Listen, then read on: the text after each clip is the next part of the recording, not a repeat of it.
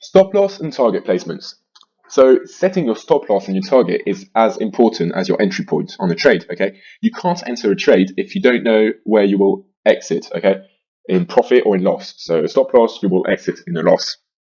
So why do we have to put a stop loss is to minimize our risks and to calculate risks, okay?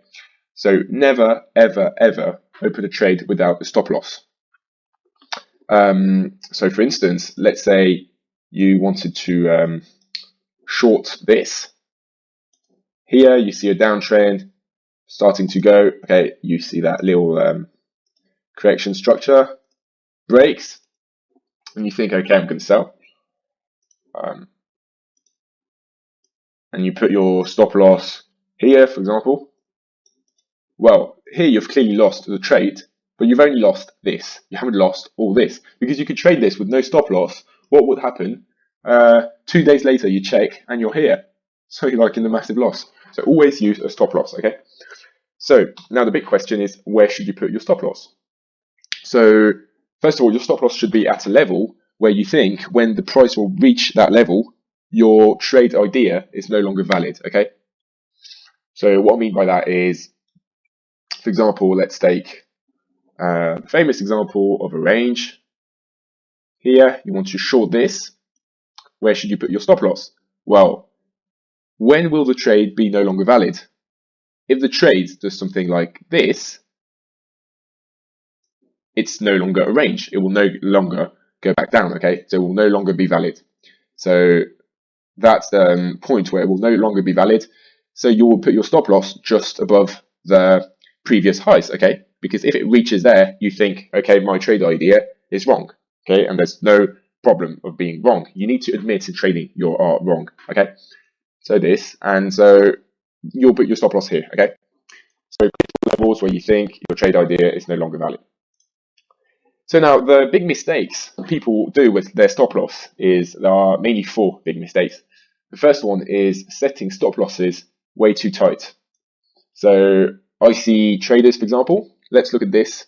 So there's uptrend, plus there's some, let's say you've got multiple confluences that says you need to short this, okay?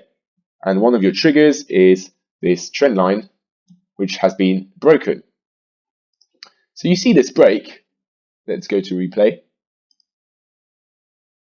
Bam, so you're here. Let's get rid of that. Bam, you see a break. You think, okay, so forget that line, the yellow line. You see a break. Some traders will short this and the stop loss super tight, okay, here. And target, for example, down there or something. Okay, so that gives a great risk to reward ratio. So you're risking this to gain this, but the probability of it going straight down without reaching that level is really low. And plus, there's many chances of this going something like this and then go back down, okay? It can happen and the trade is still valid, okay? So you need your stop loss, you need to give the trade some air to breathe, okay? You need to give some space to the trade. So what would have happened if you had your stop loss literally right here? Okay, would have went well for the beginning and then stopped out, all right? Stopped out, and there you have a retest and you're no longer in the trade. And this will, you see, it goes back in your favor, but you've been stopped out. If you had your stop loss above the highs, okay, now if the trade goes above there, yes, of course, your trade is no longer valid, the pair won't go down. But so don't have your stop loss too tight, okay? The trading is volatile and you need to leave some space to trading, okay? Now the next common error traders make is specifically like on Instagram or so. Sometimes I see traders, they always open trades with the same amount, the same position size, okay? Same number of lots. So someone will say, I always open my trades with 1 lot. Okay, well, I would like to know how you manage your risk, because basically you don't manage your risk with position size. You manage your risk depending on the market, okay? You don't control the market. It's the market that controls everything. So let's say you're using a lot of 1 here, and you want to risk 100 euros. Well, that would make a stop loss go here, let's say. So if you go there, that would make you risk 200. So some traders will say, I'm not putting my stop loss here because that would make me risk 200. So I'm going to put here. Well, no, simply adapt to the market. So put your stop loss at the right place and then do your position sizing. So you will probably not put one lot and probably put less because you've got a wider stop loss. But put your stop loss first and then deduce what position sizing you need.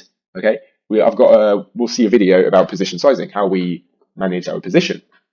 Okay, so never say on each trade I risk my stop loss is at 20 pips. Okay, no, it totally depends on the trade.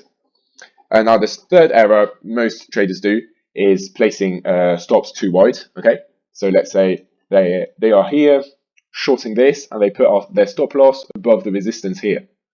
Okay, this is probably a bit too much.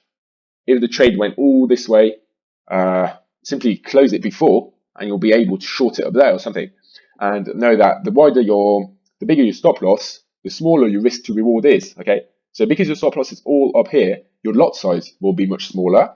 So if it goes into a gain, your gain will be much smaller. Okay, the smaller your stop loss, the bigger your position. Now the second error people do is setting a stop loss exactly on the resistance or the support. Okay, so what I mean by this is, so we've got our range, and then it starts going back down. This is the line. Okay, and where do they put their stop loss? Let's put it in black. They open the position here and put their stop loss here on the resistance and the target here, for example. Well, no, why not? Because the price could go back to resistance and form a double top, for example, and the trade will still be valid for a short, but you will get stopped out. So where do you need to put your stop loss? Above the resistance. Leave it a bit of air, a bit of gap. So even when it goes up, like imagine that's a zoom of this, all right? Here's the resistance. If you've got your stop loss here, the candle goes up, bam, you're fucked. Okay, you've been stopped out. If you give a little bit of air and got your stop loss here, the candle could even make a little wick or something, and you're not stopped out. So don't put your stop loss bang on support and resistance level. Make it lower. All right. Let's look at another example on gold, for example. That's how it trades on a wedge.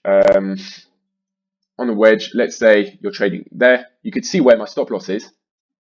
That's the support line. So that's the support. It went all the way down to here. Don't put your stop loss on that wick because it could well just do something like this and finally make a double bottom, go back up. So in that case, put your stop loss, give it some air. So you give the trade some place to make its double bottom and still be in the trade. All right. So these are the main mistakes people make with stop losses. And so targets, you need to target a resistance or support. And in that case, you need to make the opposite of this a stop loss. A stop loss, you go a bit further to give it some air. A resistance, you will not the target, sorry, you won't go further to give it some air, because what will happen is your trade go in your favor, go really close to your target, and they go back down. All right. So you want to be conservative and go to the closest. All right, closest point. And also concerning targets, there's a famous saying, it's don't be a dick for a tick. That means, let's say you've been shorting this, okay? You found a way to short this, and your target is here, literally here. All right, and you see the trade is here. Okay, what do? Do you wait until it gets there? Probably not. Okay, just take it. The amount of pips is not worth the risk, right? Because you want to win this by risking all of that, so it's not worth it. So don't be a dick for a tick.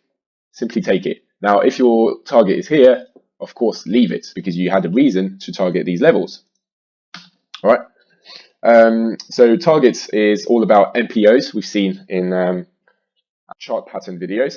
And yeah, so stop losses placement also depends on some specific chart patterns. So what I mean by that, let's say you've got Okay, so our range, it's just an example. Okay, I use the range a lot because it's simple to understand. And let's say in the bullish side, so it's going back up, and there you see a lovely dragonfly doji. So candle closes like this, all right? And then the next candle is a bullish Maribozu, just like that. So you want to enter the trade. Where should you put your stop loss? In that case, you'll put your stop loss just under the low. So you'll put it here. That's your stop loss, and that's your entry, okay? Don't put your stop loss here, because that's too close. Leave it a little bit of gap, maybe 5 pips or something, depending on the time frame you're trading on. But yeah, so if you're using candles like this, trading off of a candle signal, you'll put your stop loss like this. What else? On a head and shoulder, okay? Head and shoulder, we will put our stop loss above the shoulder. So let's say it broke like this. You enter your trade at the break of head and shoulder, you will put your stop loss above that shoulder. So price could actually go like this and continue, and could actually make some other shape, all right? You need to leave it some space. Same for inverted head and shoulders, of course. All right, you've got this. You enter long here, put your stop loss under the shoulder. That's your MPO, and target these levels. So yeah, what else? There's on triangles, for example. Triangle breaks. So that's your triangle. Something like this. Then breaks out. You buy. Your stop loss, you put it under the recent low, okay? For it to actually retest and give it some space. Same for double top. Same for everything, really. You need to find a place where the trade will no longer be valid if it reaches this level, while also giving some space to the trade, okay? So I hope you've understood this whole video about stop losses and targets. And yeah.